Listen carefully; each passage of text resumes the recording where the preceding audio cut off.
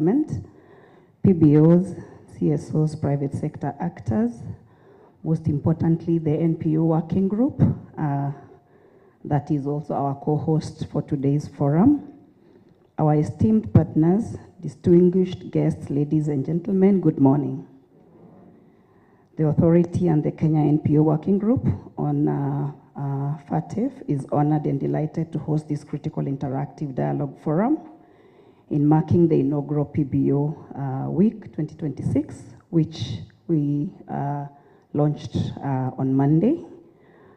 It is my pleasure to welcome you all and thank you for taking time to join us as we explore how best to navigate FATF risk-based monitoring while ensuring effective and enabling sector oversight.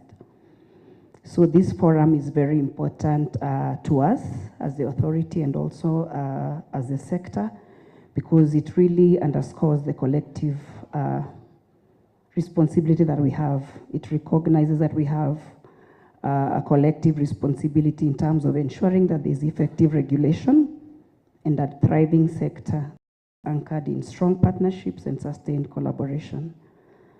And achieving this oversight balance, it calls for continuous engagement, mutual trust, and collective commitment between regular shared vision of a transparent, accountable, credible, and resilient PBO ecosystem.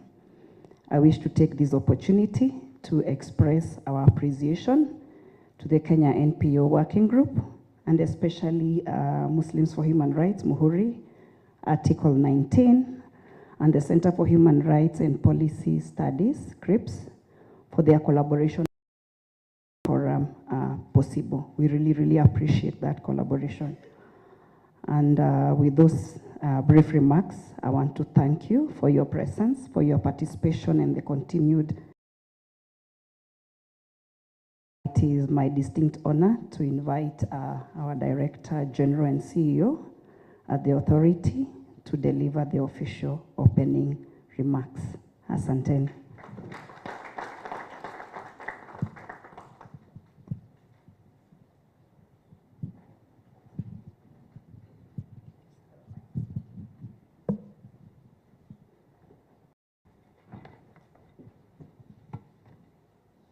Our partners, led by Attorney Tupochile from UNODC, Hassan from the Islamic Relief, and my friend Walid from Muhuri, who is another country director present. All the invited guests, the NPO working group. Good morning. It's a pleasure and honor to see you this morning. I know we've had the exhibition since Monday, and I'm very delighted to see all of you here this morning to have this engagement about FATF issues. Allow me to also appreciate and recognize the presence of government officials from the other ministries who we work together, from FRC, from the National Police Service, NCTC, Ministry of Labor and Social Protection, Kenya Bankers Association, ISPAC, and all of us. It is my honor this morning to welcome you all to this forum of Talk to Your Regulator, which has been designed not only to inform, but to listen and to clarify some of the things that we talk about, and for us to move forward together as a sector. You will realize that this forum it's for the sector, which we are now getting used to. You know, it used to be a non-governmental organization. Now it's a public benefit organization, isn't it? Yeah. And also combined with government, because as a nation, we want to move together. The theme the New Dawn, as I said, it was deliberately designed for us to move together so that no one is left behind. And also, because we are celebrating the impact the BPOs are making in our country, in our community, by reaching out to the vulnerable groups in our society. We want to connect voices together from the far end north of Turkana to Lamu, to Kiunga, to Maasai land,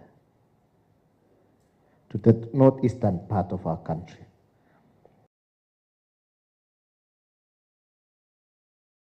As a people, that what we are saying, that the BPO Act is going to transform us and transform our from the NGO Act of 1990, which has now become obsolete, and with the launch and the gazettement of the regulation as a sector, because this is what we've been yearning for, we've been looking for it, we worked for it all of last year, and now we are here. It's a few months, few weeks, 13th of May, when we will have all transited to become BPO. By now, each and every BPO knows that it has been approved by Parliament. Now we are bound to do things as per those regulations. For the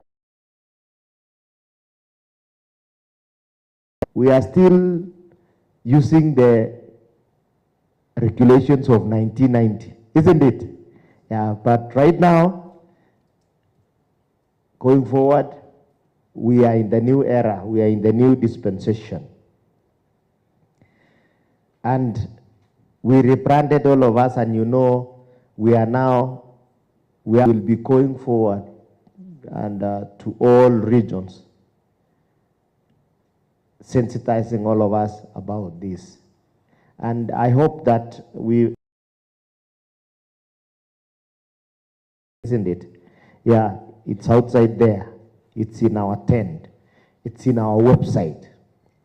Acquaint yourself with the regulations. It's accessible. In our ICM platforms last year in December in Coast, early this year in Eldoret, sensitizing ourselves and talking about the regulations, talking to be an enabler for the sector. We are not there to be punitive in any way. And as our minister said on Monday, our CS said on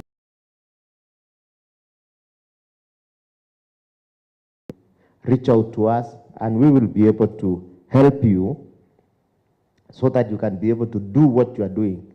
Because what you are doing is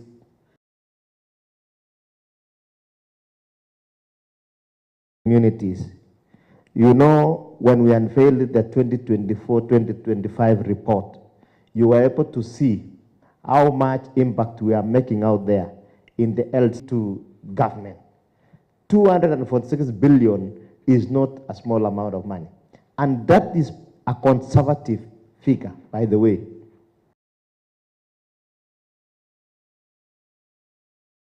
Compliant BPOs, about only 4,000.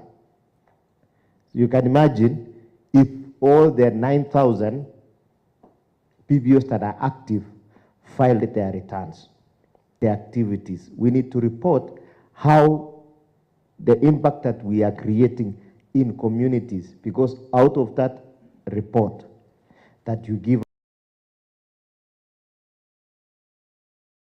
clear, then we can be able to say accurately how much impact we are creating in our community, how many people we are employing, people are employed by this sector. To me, that is still a conservative figure. We are more than that. We are more than that. So we can only give the accurate figure. FATF grey list, and BBORA is now is an implementing agency for FATF actions in Kenya, and we have financing as required by FATF Recommendation 8 and Section 43A of the BBO Act. And today we are here to get based approach, intelligent and collaborative approaches. Even as we continue to sector from being misused by entities that are not even BBOs themselves by nature, that they are not even a federation by nature. The Global NGO Summit, Stakeholder Summit 2026, that they are organizing a big forum here in Nairobi, and they are taking you pay a huge amount of money, which the authority is not part of it. We are not partners. Yet there are some. So I'd wish to inform all of us and inform all the BPOs in the country that the BPO is not part of advising any PBO to attend that forum. Henceforth, we urge PBOs to verify any convenings. Our official engagements are published in our website and our social media channels. And where in doubt, please seek clarification directly from the authority. For WWF and DRC, thank you so much for your continued support. And to our gold partners, all 16 of you, including Cooperative Bank, Granton, all of you, thank you for your support for making the New Dawn possible. And so, please talk to your regulator.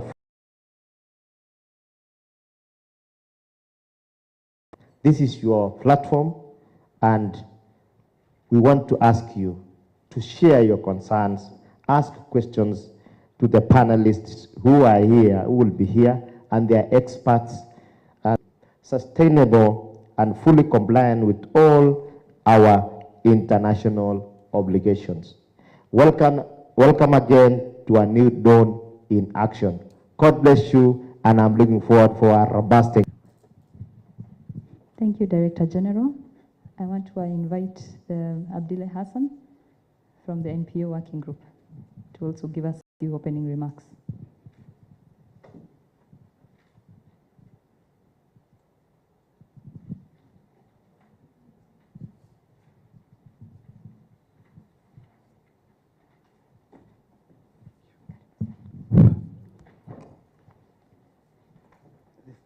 I'm too tall for this place. Good morning, everyone. Hamjambo. Mko salama. Good to see a lot of civil society members in this meeting. First of all, let me just give you a history of the MPO Working Group. It's not something that started yesterday. It started in 2018. By then, I was the CEO of Muslims for Human Rights, Muhuri. I don't know whether you've heard about Muhuri. It's an organization that works in the coast, and started this process basically to collaborate with our government and to ensure that we are safe from risks, particularly money laundering. That was the essence of having this program. So we attended several international programs.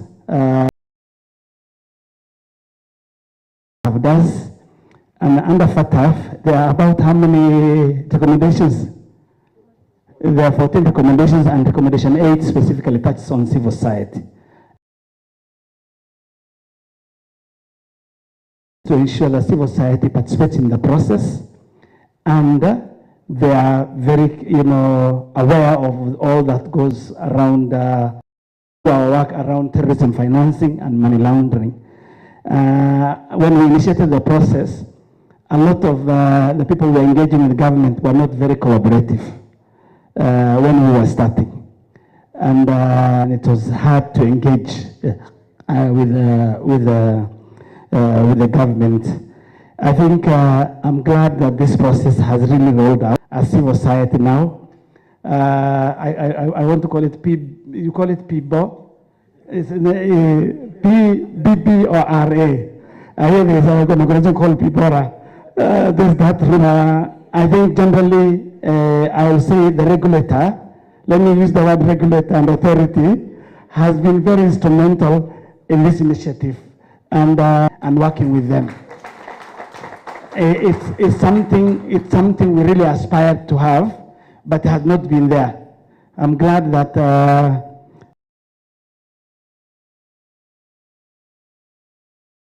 and we're so happy to have you, and we are happy that this process is continuing. A few of us started now the NPO working group. I work for Islamic Relief now. I'm the country director for Abdul Rashid, stand up because he represents Islamic Relief.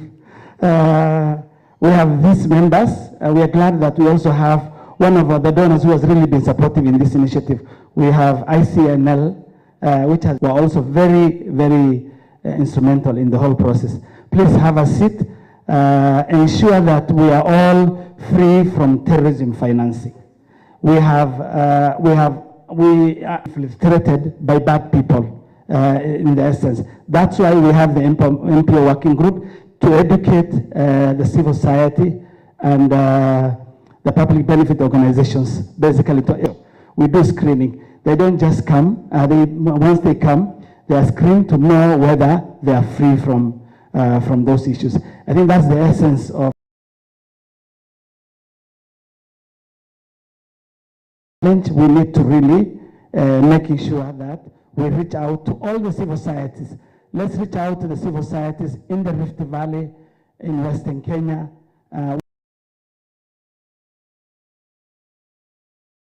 We can reach out to those civil societies just to educate them and to initiate the process. I think that is the most important thing. Please, let's make sure we work with our government.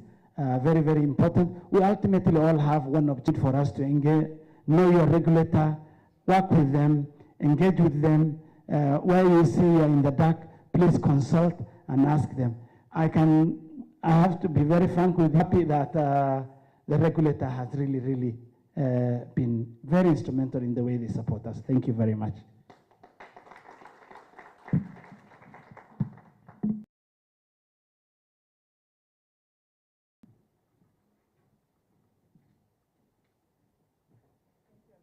To this year's PBO Week 2026. At this point, we move across those sectors from the office of the UNODC, regional We shall be advisor also on having AMLCFT, our Madam same. Pile to Chile. Havana, Madam.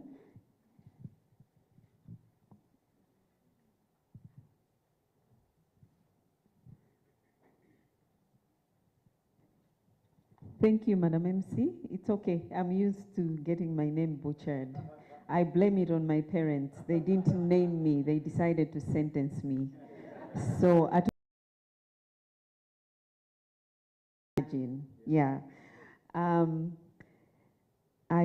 would like to ride on the protocols that have already been observed and to thank the DG for inviting me to make this keynote address, or more visible within our national AML-CFT discourse. Across the country, PBOs are delivering humanitarian assistance, strengthening community and high-risk environments. These contributions directly support Kenya's national development priorities and constitutional values. I was really blown away. 46 billion, wow, that's quite something, and that's conservative. At the same time, our national risk assessment has identified terrorism financing as a real and evolving threat. In precisely the contents in which the FATF recommendation 8 must be understood, not as a constraint on civil society, but as a risk management tool to resilience, credibility, and sustainability. Historically, the implementation of Recommendation 8, both globally and in some national contexts, entire non-profit sector treated as inherently risky. Evidence has since shown that such approaches often resulted in over-regulation of low-risk organizations. The Financial Action Task Force revised Recommendation 8 to explicitly require a risk-based, proportionate, and targeted approach. Under the revised standards, avoid blanket obligations that undermine effectiveness. So, as you can see, the evolution aligns closely with Kenya's NRA-driven AML safety framework, which emphasizes evidence, proportionality, and effectiveness. It is source and channels of funding, geographic areas of operation, delivery mechanisms may warrant enhanced attention. The policy task, the positive implementation.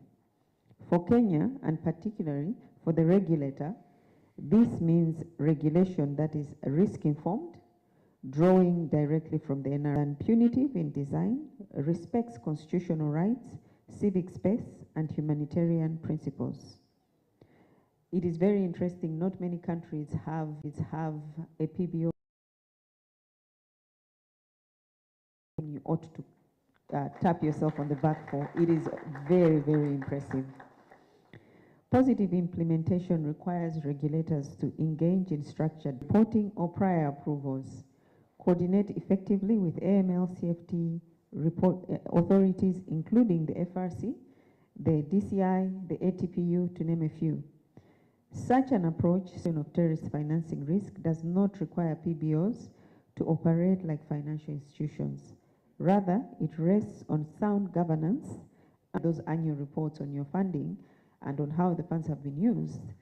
You have the duty to provide them because it helps them to know which PBOs should be high risk and which ones are not. In the absence of that, it is very easy to cover you all under high risk. It's much easier to do that than to consider you are low risk.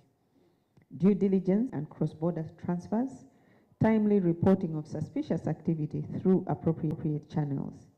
When applied proportionately, these measures protect calls for coordination between regulators, supervisors, coordination between regulators, supervisors and financial institutions, ensuring that mitigation measures are calibrated, not reactionary. They see the role that they play in this process. Successful implementation of Recommendation 8 in Kenya requires a whole of approach.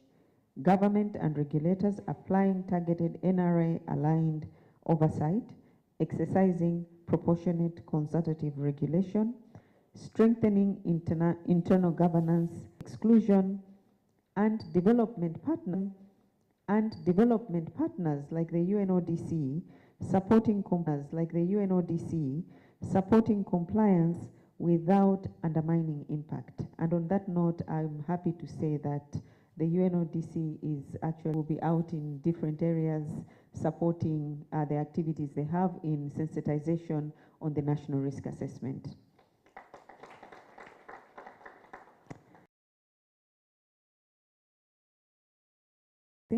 Finds no safe harbor, legitimate charitable work continues unhindered, public trust in the PBO sector is strengthened.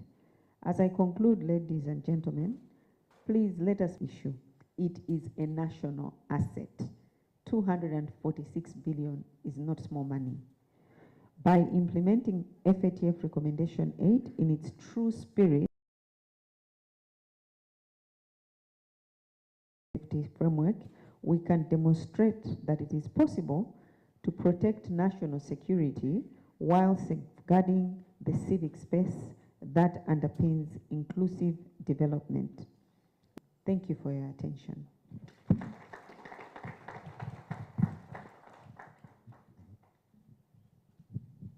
Thank you. Thank you so much. Can we give a second hand of clap of? We move into the next session of having a panel discussion. What does collaboration, conversations, and partnership look like? And I invite my colleague from the Secretariat of the Working Group. Thank you.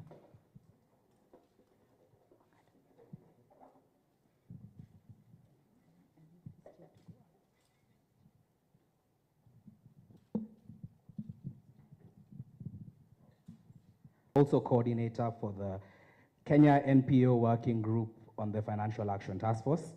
Now I'll begin by apologizing for the many acronyms and abbreviations we are using.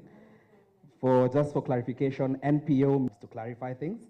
But today I won't be on stage on my own. I'll be joined by a very able panel who will be speaking to issues that we've been discussing today around protection of the sector from potential terrorism financing abuse, but ensuring that the measures that we put in place do not unfairly disrupt or discourage civil society activity.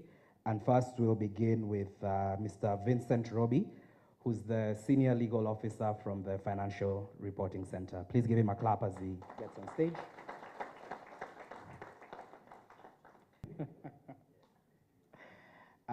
Next, we'll have Mr. Zakaria Mwangi, who's the Assistant Registrar at the Business Registration Service.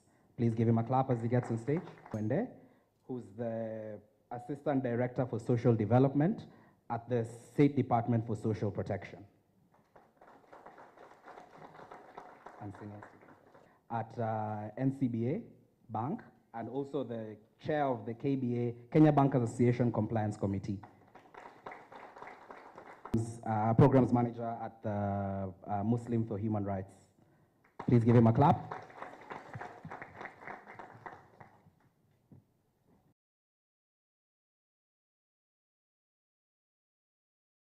I think in view of time, we'll just head right into it. And my first question will be to Mr. Roby, just about the process of the grey listing that you've all heard about. Mr. Roby, why is Kenya grey listed, and what are the implications? And also just to find out from you, what is Kenya expected to do in order to get off the grey list? Yeah, thank you so much. It is a long story to explain why Kenya was grey listed. I see I've been given 6 minutes, 2022, and the country was found to be having quite a number of strategic deficiencies. Basically, the process went on, and in conclusion, did not have adequate systems to supervise the country for anti-money laundering and terrorism financing.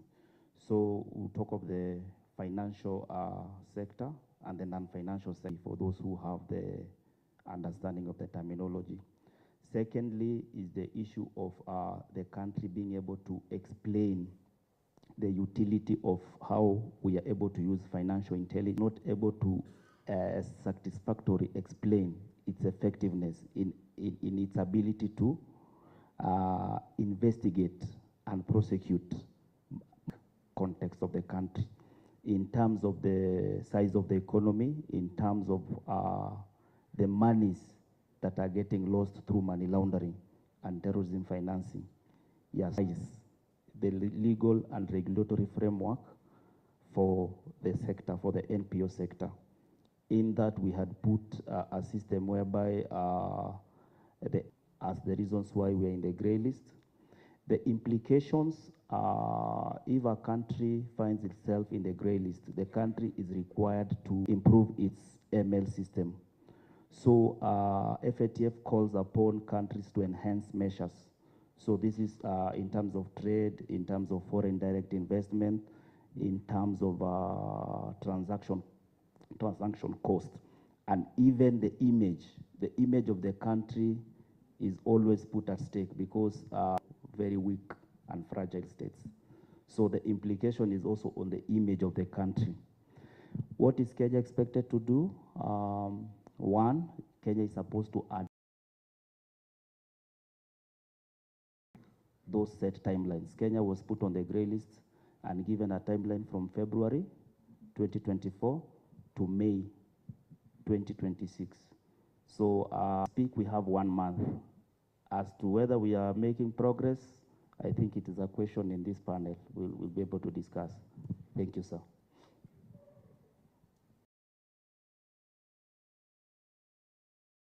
Question into a very simple answer that everyone can understand. So we all understand the implications of the grey listing and why we are on it. But one of the reasons that Kenya was grey listed had to do with the regulation of non-profit organizations and play to address these gaps. Thank you very much, Kimari.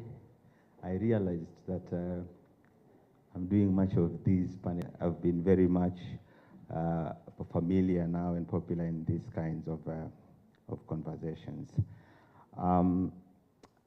Robbie here has spoken about the grey listing and enhanced monitoring by FATF, as we all understand. There were a number of gaps, and I will not speak generally, but I will speak by the sector.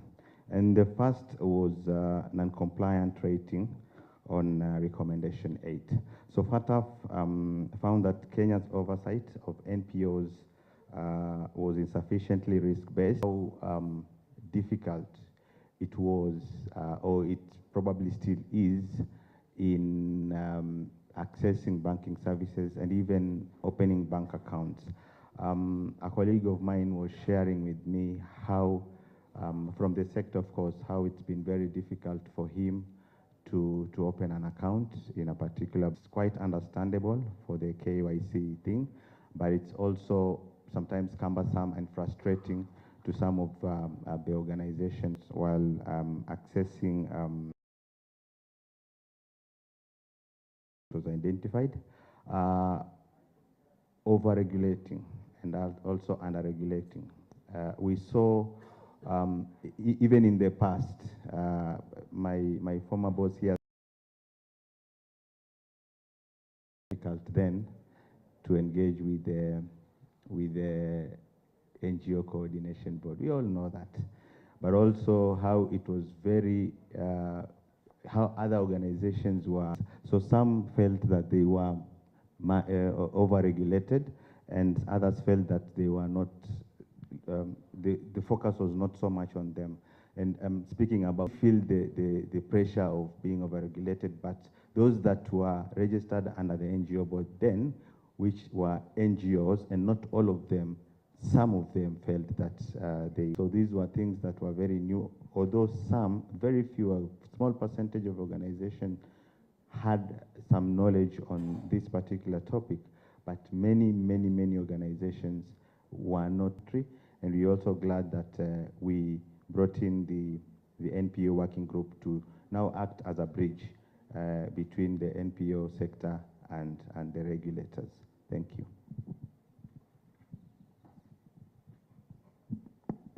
Thank you, Fred.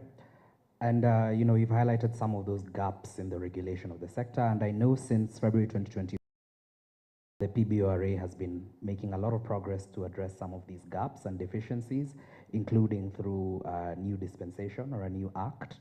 So my next question goes to Bernadette, just to ask, how has the PBORA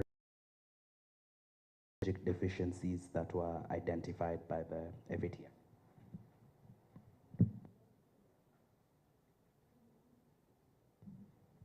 So thank you very much and good morning. The deficiencies that were identified, you find Mr. Robbie has mentioned that the first issue was actually the fact that we needed to delist, that we needed to change the law to ensure that we are not burdening the non-profit organizations. And we are working together with FIU, which is the Financial Reporting Center, to ensure that the law has been amended to allow not to burden the non-profit organization. That was actually one of technical deficiency when it comes to compliance. And the Financial Action Task Force definition is a functional definition of who a non-profit organization is, who falls into the non-profit organization. Then the next aspect, the next line would be of the non-profit organization that fall under functional definition of raising how many, or out of this universe, which subsets are at risk of terrorism financing. And that was another deficiency because as a jurisdiction, Kenya had not identified through the financing then who is actually high risk, medium risk, and low risk. And then when you identify the categorization of those who are categorization, the risk level for the particular subset at risk, then now you establish a risk-based monitoring framework to oversight them. And I remember our keynote speaker mentioned that, said, the fact that you're not overregulating the sector and you're giving the sector information, and Mr. Okado mentioned that the fact that the level of awareness of how terrorist financing manifests itself. Done as the authority, the first step was to carry out a sectoral risk assessment for the sector with together with our stakeholders, the non-profit organizations in Kenya. And we concluded the study in 2024. We launched the report in December 2024 with 8, almost 7 inherent risk, vulnerability or risk factors. And if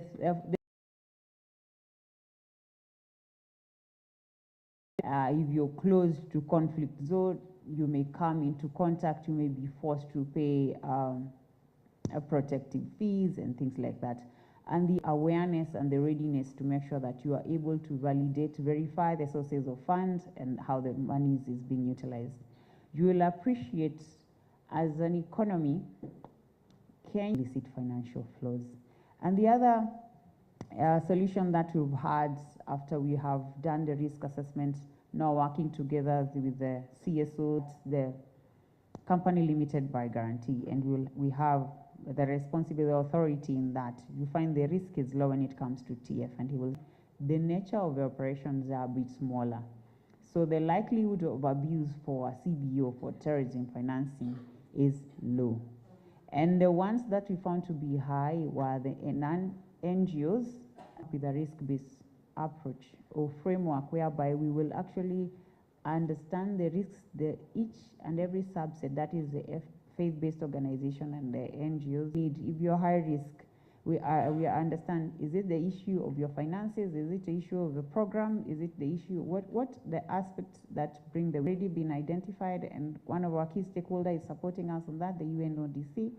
We'll go out and socialize the findings, we socialize how TF manifests itself, we socialize the NRA, the National Risk Assessment. Explained well what we have to do also to ensure that the measures that we're putting in place to address this terrorism financing risks are themselves proportionate and risk-based, which is really the standard that's set at the fair and not discourage non-profit organizations. So some of the groups clarified as non-profit organizations, which Bernadette has already mentioned, include companies limited by guarantee. And my next question, limited by guarantee. Good morning, everyone. I'm sure maybe quite a number of us are wondering what the registrar of companies would have anything to do with entity that we register that falls within that sector, and that is a company limited by guarantee. I'm not sure whether we have any in the room who are registered with us.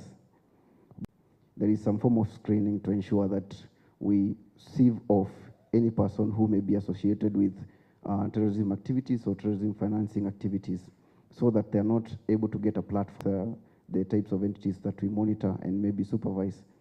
And it is on this basis that we did a risk assessment based on the findings on the ground, in terms of there's been some form of activities which suggest that there are TF elements which could be going on. So based on that risk assessment, despite popular misconception that they are actually at high risk, they are at low risk. And maybe one of the reasons could be the fact that there is a screening before entry into play, such as making sure that we are able to have comprehensive information about anyone that we are registering, including beneficial ownership information. And you'll notice that this is a critical who are behind it, who could have some level of control. And that is one of the things that we made sure that was put in place, including enhancing. In essence, some of the steps that we've taken is to making sure that we have a framework of collection of beneficial ownership information. But as you'll notice, when you take the risk, companies limited by guarantee do not take a high chunk of the resources that we need to have in place to ensure that we prevent. We have had to engage the PBORA, especially in terms of the next steps. As you are aware that any entity which is out of a working group which has been established by PBORA or PBORA, in terms of preference, I think PBORA. And this is going to guide maybe the next conversations as to how we are going to act, so that we also do not create information gap where an entity is existing out there without information as to what they are going to inevitably be there. So we will try as much as possible to coordinate the activities, and that has started in terms of even providing input into the documents which have at the onset, when there was an idea now to try and formulate these regulations. We had a conversation, a sit down with all persons who are supposed to be an issue in terms of information gap, and also how we can help any person who is supposed to cross over in terms of now those who are going to continue activities. So that is still work in progress, and I believe as we proceed, we'll be interacting more. And I know in other forums that maybe PBORA is going to be prominently involved, so that at least we can also enlighten anyone who falls within that category as to their regulatory requirements. So thank you. Of information on beneficial ownership, which is very important, and I think many of the colleagues here will have questions regarding that. And I'm happy to hear that most companies limited by guarantee are considered as low risk, and so not so much the focus of the community-based organizations. So my next question is to the State Department for Social Protection, and to ask Ms. Jacinta Mwende, what steps is the State Department taking to CBOs?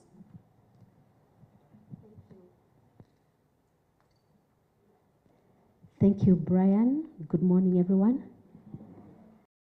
We are grateful to be here and happy with the collaboration and the conversation around how we can strengthen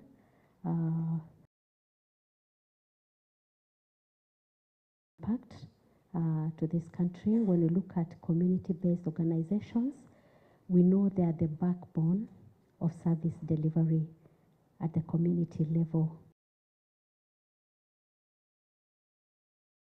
Looking at the impact organizations like CBO have on the most vulnerable. As a Directorate of Social Development in the State Department for Social Protection and Senior, our objective is actually to mobilize and empower individuals in this country, groups, families, communities, so that we can improve the livelihoods. And that is how we have the mandate to register community-based organizations alongside self-help groups, women groups, youth groups, so that we can improve livelihoods. Because when these community groups voluntary, people from the same locality, they voluntarily come together because they have within the same geographical location, and they have common interests, or a self-help group. Community-based organization is two self-help groups or more, they amalgamate together, or individuals who are like 10 in number. Activity that is going to benefit the community around them. Activity that is going to benefit the community around them. When I was working in Kitui, I remember as a social development officer, we were able to identify sit in a place called Vonza. Vonza has a lot of sit in a place called Vonza. Vonza has a lot. Is it Kwavonza? No, Zombe. Is it Kwavonza? No, Zombe. Zombe has a lot of stones, and they'll just bask at the marketplace. So one that this, we can register them, you know, as a self-help group, and they would collect stones and put them at the roadside, you know. Then, through the office of the district commissioner, we look for market apported, mobilizing them to do what is possible so that we can improve their livelihood. So you can see the impact of these CBOs in the community. So what have we done to strengthen the 47 counties? So what have we done to strengthen the 47 counties? Each sub-county is governed by a sub-county social development officer. And this sub-county social development officer, when you want to register a CBO, how many are you supposed to be? What kind of constitution should you have? So you can see recommendation is very practical. Beyond compliance, it is about empowerment, enablement, so that each community, they came together in the first place. And when you look at the social development committees, they are multi-sectoral. You will find the Ngao there, you will vulnerable in the community to uplift them from extreme poverty by empowering them in a sustainable way when we register them. The other thing we have done is that we have leveraged the community development management information system. That was one of the government services, digital services that were launched by the president back in 2024. And we have their data in the CDMIS. So they register online, and we have capacity building. MIS is not part of our CBO. We are encouraging them. It's a gradual process to really register so that we have their data. We are talking about answers, and then they also provide progress reports of how they are doing online, and registration is also online, just to encourage accountability.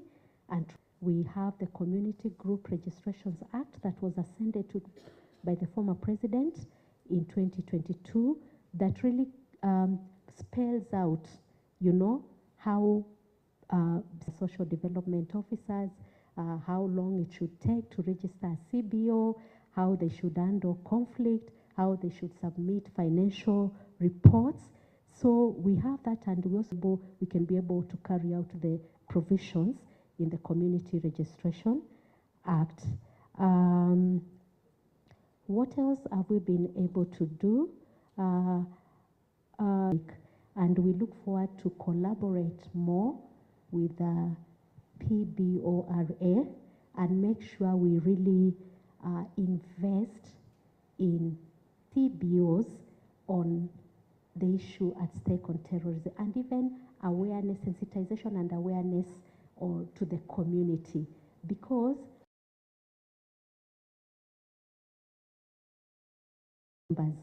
so we look forward to really collaborate and be able to not just tick the boxes on compliance, you know, but being able to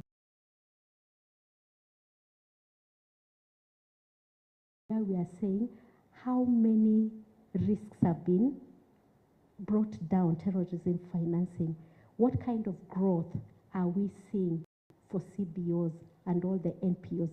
Give real data of growth and development, and that will really encourage the nation and even the donors, because that's what we want to see, impact. Thank you for listening to me. Thank you so much, Jacinta. And I find her voice so soothing that I find it hard to stop her. I hope you're getting the message across. And if you get anything from it, I think it should be that the focusing on ensuring there's more support to enable CBOs to meet their set objectives, which I think is collaborative, and we've been partnering a lot over the last year in order to get together the frameworks that we want, and also to think about how to spread awareness about terrorism financing.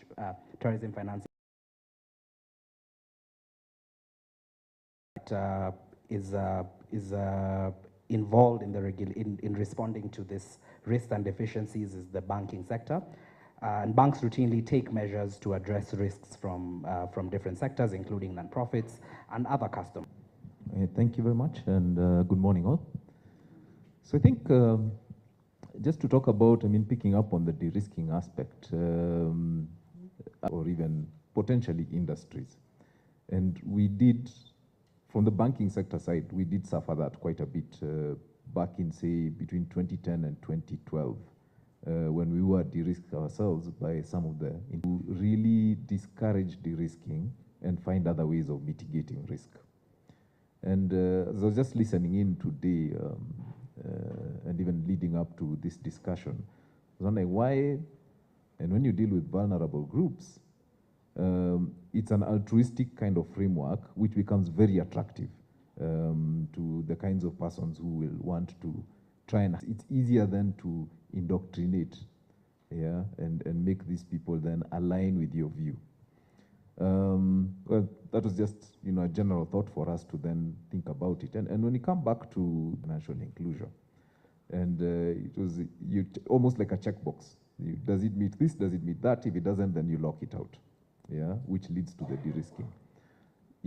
We have to then reflect as banks on what measures do we need to put in place that are truly risk-based and understand, yeah, what PBOs are all about, what types of a bit. I cannot emphasize it enough that it is critical for us to all work together so that we understand the risks that come across from, each perspective. PBOs to understand that we are better able to then support, the PBO sector. The other thing is differentiation, yeah, which is very closely related. In order to properly frame the risk, then we have to be able to, of public benefit organizations. And there is some level of understanding that we need to develop, collaboratively once again, groups, and then what is the true risk? Is there any real risk, basically, that we need to address or think about? And that comes then to type to be done, and that will then inform the understanding that we'll have, even as financial institutions that are supporting, the PBOs, on how best to support transparency and risk. Yeah, and transparency is driven mainly by data. I think we've had that quite a bit today, that a lot of us are looking for data. Why are we looking for relationship? Where when you provide more data, there's a better understanding and the risk goes down. Typically for banking, we look at things in two broad ways, yeah, opportunity and risk. So the opportunity is there, that's where we, come to de-risking, for instance. And then to support that, data is best managed when you're using technology, and innovation. However, we can start, just like with the banking sector. A couple of decades ago, we started with very limited views, very limited solutions that we had in place, because the global systems that were available were quite costly. Of course, with the necessary risk mitigations that you have to put in place, because we don't know where a lot of this information is going if you're going to rely fully on AI. Yeah, but we can use, at least basic. And with that, then I would say that maybe the most important thing could be trying to reframe the narrative. Yeah. So with PBOs, I think one of the as under financial inclusion, because when you put it under financial inclusion, as we've had Bernadette had mentioned earlier that 80% of the populace or of our activity is informally driven, under the informal sector. So then we are able to work together within this financial ecosystem. Banks, why they truly try to mitigate risk, is because they are the nexus of, the financial transactions. They terminate at a bank at some point. Or any other risk, we're talking about basic fraud or other types of risk exposures that come towards the financial institutions. So with that, I think once we've understood, when we frame it and focus on, cross-sectoral discussion on what we need to focus on, how can we better support it, and then how do we develop it long term? Thank you. Inclusion is an important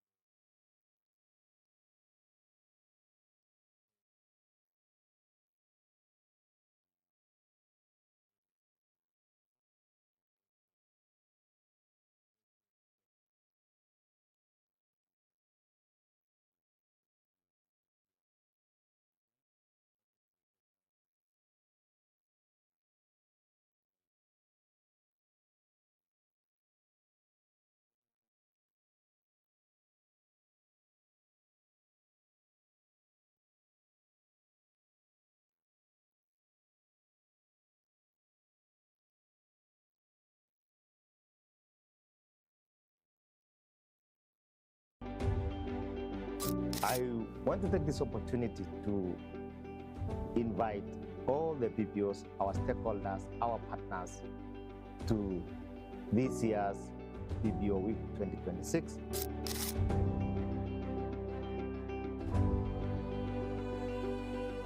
That will be happening in April 13 to 18.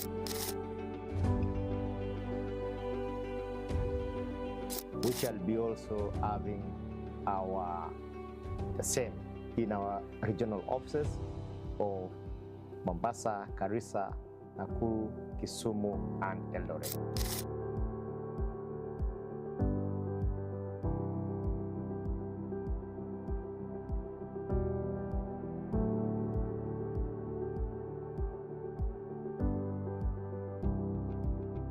This year's theme is A New Dawn. That they work in. So those are some of the support that the regulators can give to NPOs, specifically or most particularly NPOs that work on humanitarian services. Excellent, excellent. Thanks a lot, Fred. I hope the regulators are noting those challenges, especially around access, about ensuring also that we are not stigmatizing those nonprofits in these areas, particularly in the northeastern region and the coastal regions. So, which I think is very vital and very useful from Fred's perspective, having also been working with Muhuri for some time. And my final question before we take some questions from the audience will go to David and Robbie. Just, we know that terrorist actors are using different methods now, leveraging technology, using crowdfunding sources and virtual assets to bypass the traditional financial oversights that financial institutions and banks usually put in place. What red flags should non-profit organizations and banks look out for to detect this potential abuse in online fundraising and digital donations? Yeah, thank you once again. Just as a way of background, the country has conducted a national terrorism financing risk assessment. And then number two, there's a sectoral risk assessment for the NPO sector. So when you look at the national terrorism financing risk, it is medium high, which means that the country is vulnerable for terrorism financing. But for the sector, NPO is medium low, it's a bit low. So first of all, we have to understand that if these NPOs are raising money, where is the money coming from? When you look at our national risk assessment, we have identified jurisdictions that poses a risk. We have to understand, even if an NPO is raising money through crowdfunding or through virtual assets, does that NPO have mechanisms to establish and determine where is saying, I want to donate, but I'm going to use virtual assets, but I don't want virtual assets, but I don't want my identity to be revealed. So it makes now, remember there are those individuals who have been sanctioned by the UN, either the UN through the 1267, or have been sanctioned domestically, 1267, or have been sanctioned domestically as having involved in terrorism, where the money is coming from, where the money is going, looking at the TF, the terrorism financing risk assessment, the national as well as the sectoral. Thank you. I think Robbie has covered it quite well. So perhaps I'll take I'll shift it a little bit to how the transaction, certainly. There are the positives and there are the negatives, the two sides of the coin. And the key things, first of all, transaction relationship, with our customers. And there are three key things that we then consider, which is identity. So one, trying to identify the origin source, where did this cash originate from, and what is the purpose, what is it going to be used for. And those are the things that kind of lead you towards then identifying. And one of the wives is why. Yeah. So why is this transaction being conducted? And then the other one becomes for what? What is the purpose? Yeah. Whom is it benefiting? Yeah. To ensure that the funds we are receiving are themselves protected and don't put us in danger just by virtue of being the recipient. So for sure, looking at those sources.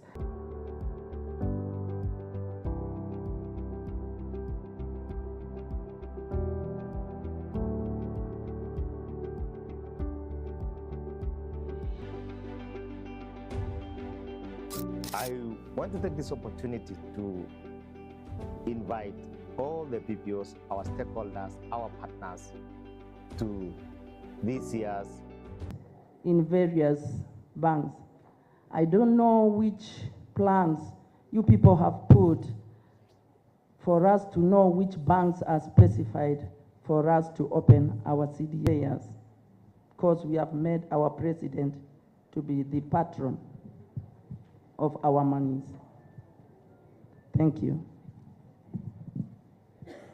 Of the new regulations in place, maybe this question is going to be BORA and the State Department and sensitization.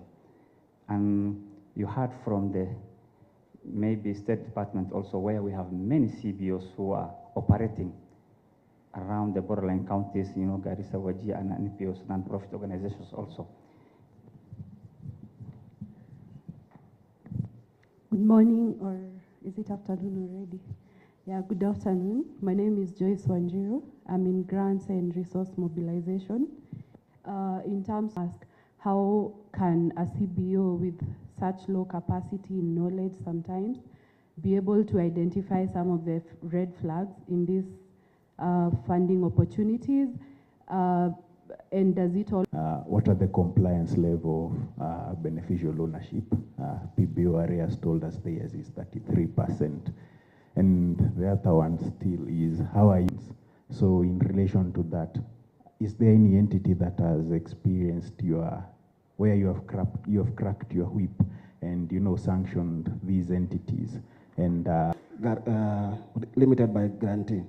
Now, we had a lot of problem trying to register as a PBO until I got this flyer, and I can see here there's a best FRC.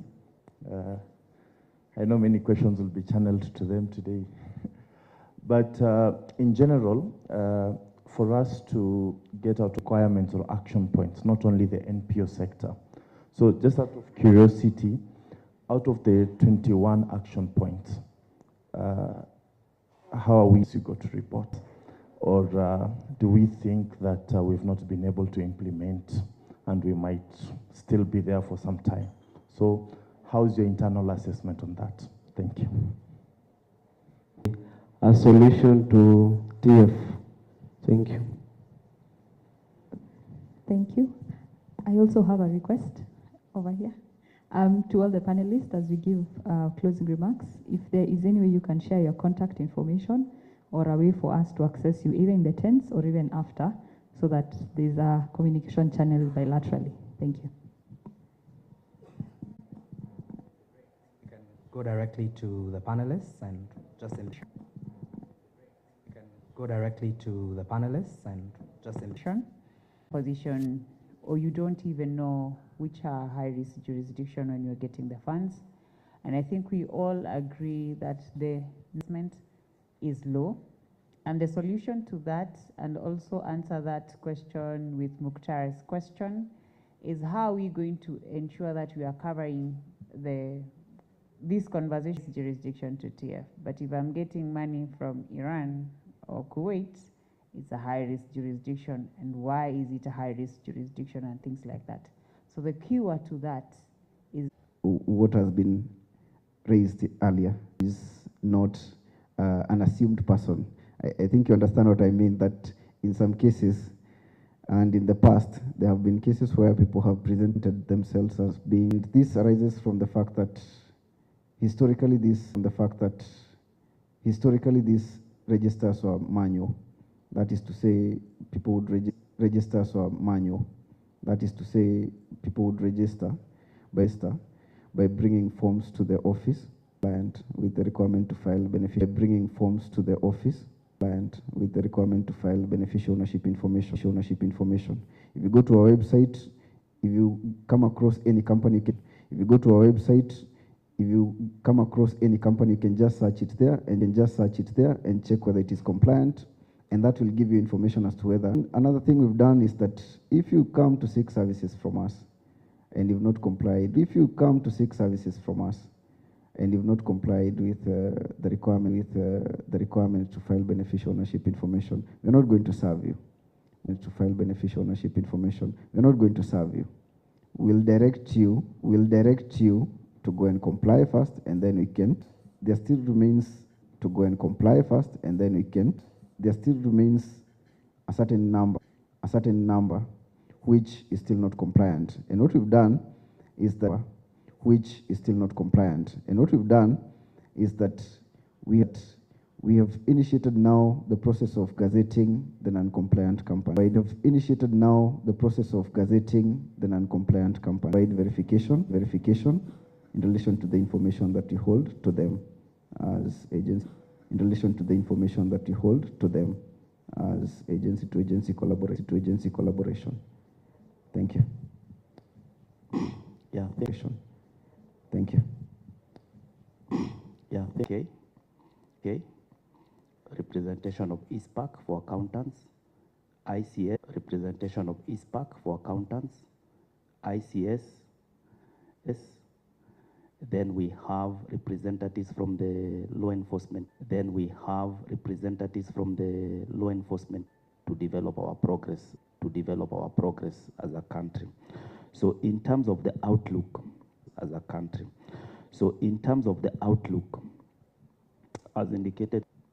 As indicated earlier and previous submissions in the opening of the week, 1 or 2, depending on the outcome of the Namibia face-to-face meeting.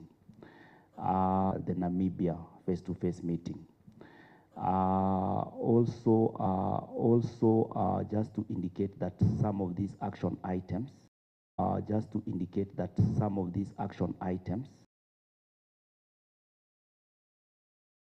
you cannot progress to addressing this.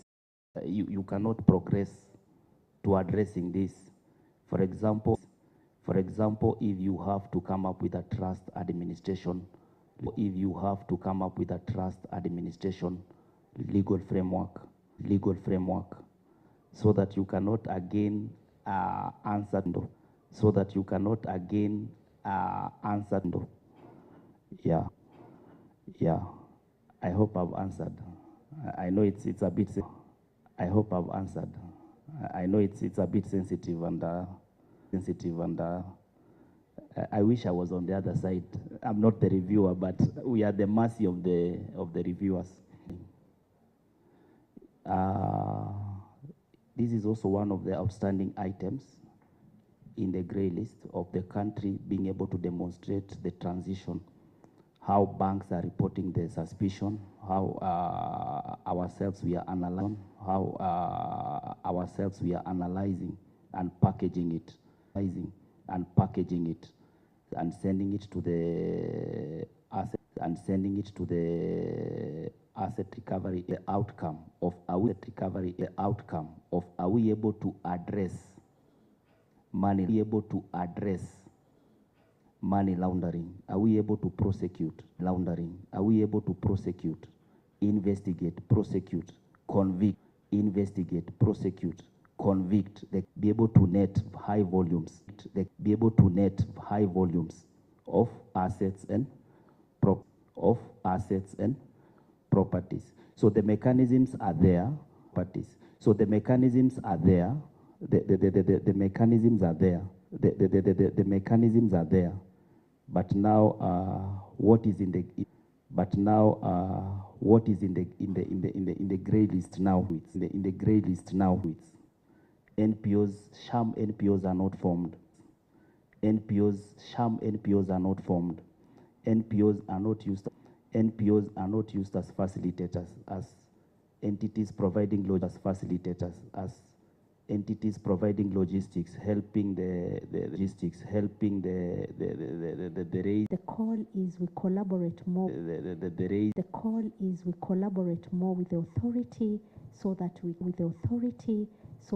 can have, you know, the content can have, you know, the content that we need to give to the content that we need to give to the CBOs, because the structure is in PBOs, because the structure is in place. All we need to do is because we know where they are. Secondly, this CB know where they are. Secondly, these CBOs now with the CDMIS, they are able to request for training. They are able to request for training online through the CDMIS. So online through the CDMIS. So upon request for PS to the sub-county, and they also PS to the sub-county, and they also submit, the CBO submit progress reports, simplified templates, progress reports, simplified templates on how to report, addressing what the student from Starehe Boys Center. Thank you very much for raising that question. And he asked on what NPOs can do to avoid being used, be it BRS or any other regime, but we never get to deeply understand the compliance requirements. I'm saying this out of complied with. So it's very important to first get to understand the compliance requirements. Secondly, internally as organizations, we need to strengthen, both need to conduct due diligence, both to our donors and also get to know our targets, because most of the time, or where the money is going. So it's also very important to be able to, how do we then show it out there that this is our donors, this is our beneficiaries, this is how we, why even the NPO working group, through the support from the, I must acknowledge this, we got a lot of support from the Civic Advisory Hub, one of our partners operating in Uganda, to start up. I'm during the tea to ask these questions and follow up, and I'm looking at our panelists and hoping they won't be running away from the interactions right after this, but we can have a more intimate discussion and response to your abuse. Now also we need to understand that non-profit organizations are at low to medium risk of abuse, of terrorism financing abuse, but this does show controls within the institution, which is really the key to ensuring that our organizations are safe, and also that the people and the communities that we serve are safe and are not affected by this terrorism financing threats.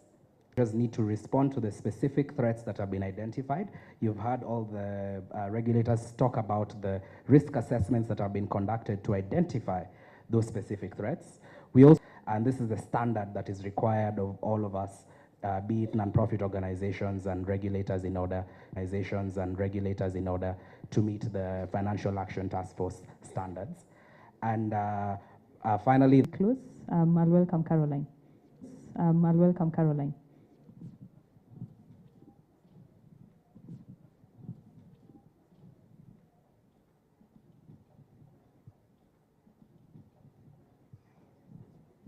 Asanteni.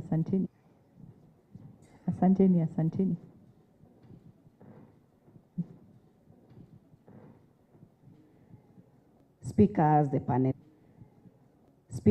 panelists, the partners and participants, for just that, making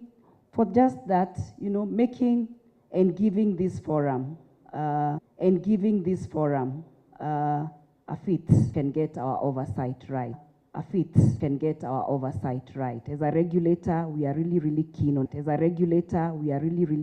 Ensuring that we are providing the envisaged oversight without really constricting right. I would also want to really specially thank the continued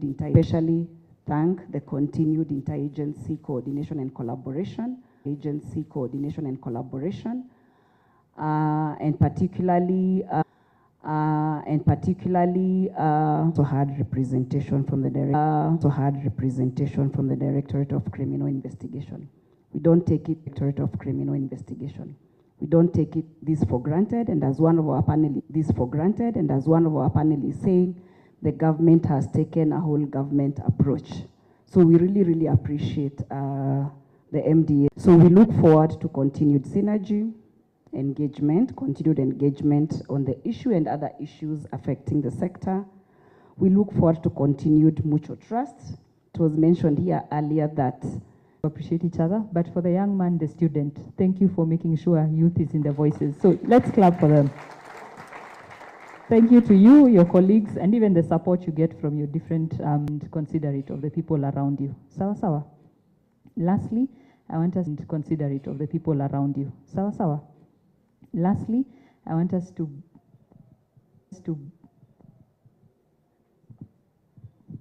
Okay, sorry, I forgot